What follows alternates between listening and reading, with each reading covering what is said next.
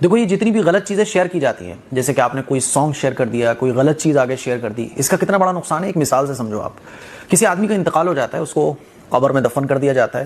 قبر میں جب وہ دفن ہو جاتا ہے تو اس کے پاس فرشتے آتے ہیں اور فرشتے آ کے اس کو خوشخبری سناتے ہیں، بھائی مبارک ہو، ماشاءاللہ، سبحان اللہ، مبارک ہو، بہت بہت، آپ کے لیے جنت طے کر دی گئی ہے اور آپ جہنم سے بچ گئے، کیونکہ آپ کے جو گناہ ہو رہے تھے وہ 999 ہو رہے تھے اور آپ کی جو نیکیاں ہیں وہ 1000 ہو گئیں، تو آپ کی چونکہ نیکیاں زیادہ ہو گئیں، گناہ کم ہو گئے، تو آپ کو جنت دی جاتی ہے، جنت کا فیصلہ ہو گیا، اب جنت کی کھڑکی کھول دی گئی ہے، قبر آپ کے لیے جنت کا باغ بنا دی گئی ہے، ٹھیک ہے۔ تھوڑی دیر کے بعد فرشتے دوبارہ آتے ہیں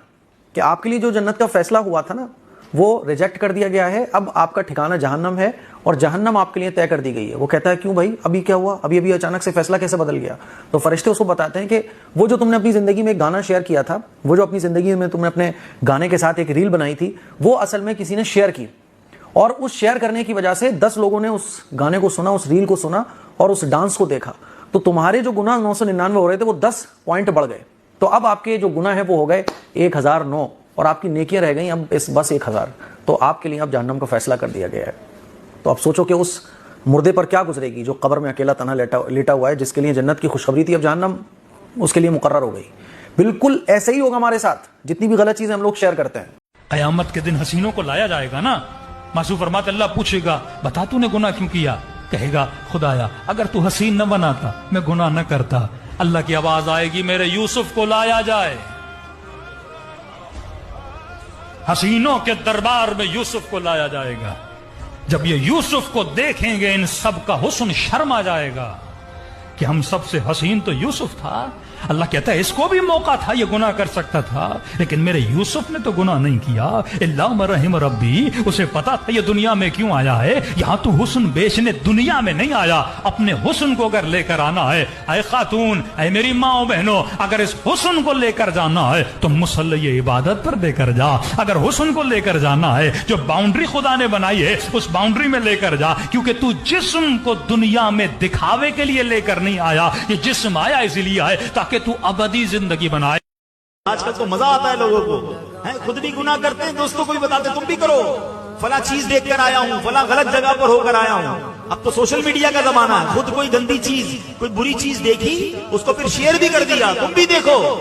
تاکہ سارے دیکھتے رہیں اور اسے گناہ ملتا رہے۔ کچھ گناہ تو بڑے عجیب گناہ ہیں، گناہ بے لذت کہیے اس کو۔ اپنے موبائل فون میں میوزیکل ٹیون رکھیں گے، عجیب عجیب گانے،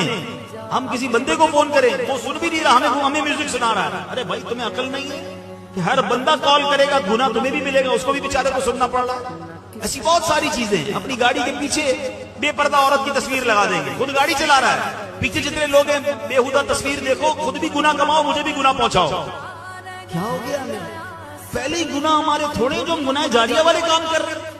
سورہ ملک روزانہ رات کو پڑھنے کے لیے نبی پاک صلی اللہ علیہ وسلم نے فرمایا کہ 30 آیات کی ایک صورت ہے اور جو عذاب قبر سے بچاتی ہے جو رات کو پڑھتا ہے، لیکن آپ نے ساتھ یہ بھی فرمایا کہ کم لوگ ہوں گے اس کو پڑھنے والے، اس لیے کہ اس وقت نیند آئی ہوتی ہے، اس وقت اگر پڑھنا ہے تو اس کے لیے عذاب قبر سے نجات ہے۔ موت اور نیند کی آپس میں مشابہت ہے، نیند کے وقت موت کی سی تیاری کر کے سونا اور اپنے معاملات سارے کلیئر کر کے سونا، اصل بات یہ ہے 3 دفعہ استغفار پڑھیں آپ،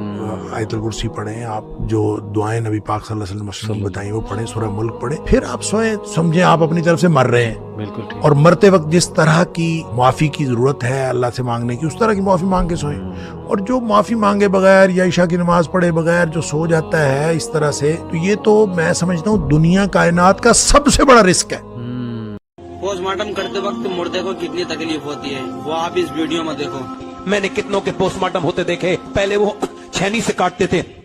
پہلے وہ پھاڑ دیتے تھے، پہلے ان کے پاس ہتھوڑی ہوتی تھی اور وہ کلہاڑی سے چیرتے تھے، اب وہ کلہاڑی والا سسٹم ختم ہو گیا، اب ان کے پاس گلینڈر ہے، گلینڈر جس سے لکڑی پھاڑی جاتی ہے، وہ ایسے لگاتے ہیں اوپر سے اور اوپر سے نکال کے پھڑ سے پورا کر کر کر کر کر پھاڑ دیتے ہیں، پورا پھٹ جاتا ہے، اس کے بعد پھر وہ پنی میں لپیٹ کے دیتے ہیں۔ اب سنو میری بات، توجہ کرو، غور کرو۔ اب اللہ کے رسول فرماتے ہیں جب مردے کا ہاتھ پکڑا جاتا ہے تو مردہ کہتا ہے آرام سے اٹھا، تیرے اٹھانے سے بڑی تکلیف۔ نیا سال خوشی منانے کے لیے نہیں ہوتا، نیا سال آخرت کی تیاری کے لیے ہوتا ہے کہ ایک سال چلا گیا،